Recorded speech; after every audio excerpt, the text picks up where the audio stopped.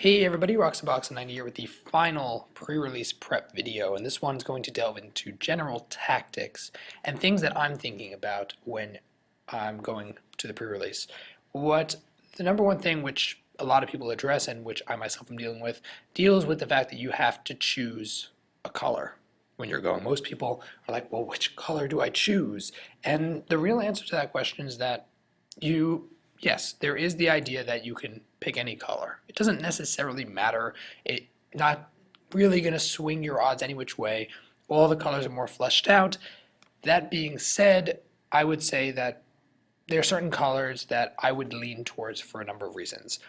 The first is what we have here, the 5 pre-release promo cards that you get. And you get it in your seeded pack. You get 2 Journey to Nyx packs, 1 Born of the Gods, 2 Theros, and your special seeded pack, which has a rare focus of the color of the choice, in addition to the promo card. And that's what's important, because the promo cards are not equal. They're good, but they're not equal. Dawnbringer Chariots, as many other people have said, in which I agree, is crazy in limited. I don't know if I stressed it enough in my other videos. I thought it was fine, good, great even. It's pretty ridiculous. It's pretty ridiculous going over it.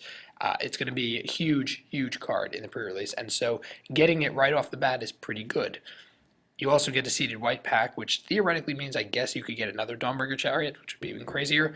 But white is a very, in my opinion, one of the more powerful colors, if not the most powerful color going on in general. That's not to say you should force white, but it's a pretty powerful color, and the promo cards are insane.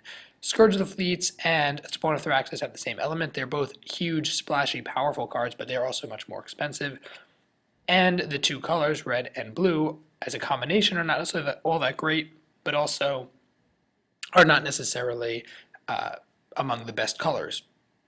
As a general rule in drafting Theros, green is really powerful, both the promo card and also just in Theros block. It's very good, very, very good color. And so we have Hero's Bane, Dawnbringer Chariots, and Doomwake Giant. Doomwake Giant has a big blockingness to it. It's a big butt. And the fact is that the Constellation is actually pretty good, and it gives you a lot of advantage. It'll slow down aggro decks, it'll give you tempo, potentially you can even kill your opponent's stuff with it. And black is, in general, one of the best limited colors because of removal, but in Theros it has a lot of removal. So I would say white, black, and green are all really powerful colors, and the promo cards are really good. Realize connecting to the color element is the fact that you have the 5 gods, and a lot of people are going to freak when they get a god, which is the only mythic I think you can pull in your seeded pool. And they're going to freak when they get it. But something to realize, which you didn't really have with the Theros, and not as much in Born of the Gods, is that you have the splash element. You shouldn't force the god colors. So if you pull an Athreos and your black and white pulls of your pool are really bad, don't play it just for Athreos. This is really important because a lot of newer or younger players think, whoa, I got this bomb mythic, I gotta fit it in my deck. Obviously, if you can splash Athreos, wonderful. But for any of the gods, forcing the god, which I talk about in my How to Draft and How to Sealed. I'll put those videos down below. You can check them out if you guys aren't super familiar with the formats or you want some pointers for the pre-release. But suffice to say, forcing colors, especially with multicolor cards, can be rather awkward. That being said, among the gods, obviously if you pull Athreos, Iroas, and maybe Krufix are... well, Iroas, Athreos are my 2 favorites. Obviously, if you get them, they're the strongest, and they will probably give the most long-term advantage. Keranos is also actually pretty good. Farika, even though she does have a long-term creature advantage, I don't see her or Krufix being maybe as powerful. Even though I would say, of course, if you're picking white from the pre-release colors, if you're picking white, black, or green, then you're likely to have, you could pull Athreos, Farika, Krufix, Iroas all fall into that. Keranos does not.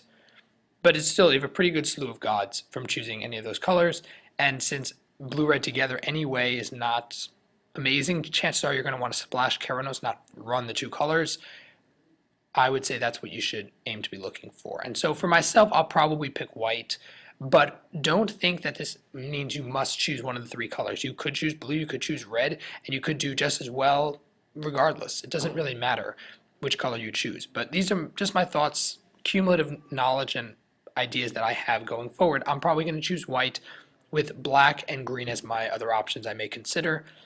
And those are just my general thoughts. Last bit before we wrap up here, I just want to make sure also that I'm going to quote MTG headquarters here. He recommended pre-sleeving your lands before you go to the pre-release. And I have to say, I think it's a really good idea because we're going to be sorting and sealed in a very constrained time limit, and a lot of players who don't know all the cards, even with seeing spoilers and seeing set reviews, may have trouble putting together their deck in the most effective manner. And you really want to have a strong deck and have time to think through the cards you're going to cut so that your deck is 40 cards.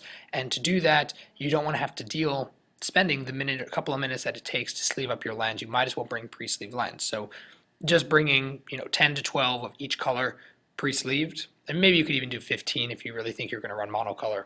Unlikely, but you might.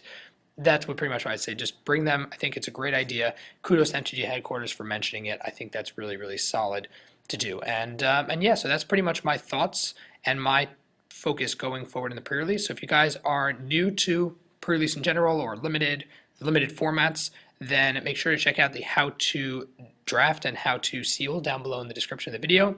And if you enjoyed the video, tap the like button. If you guys want to put comments or thoughts down below, feel free to do as well. And good luck, everybody. Roxabox90 signing out. I'll see you guys next time.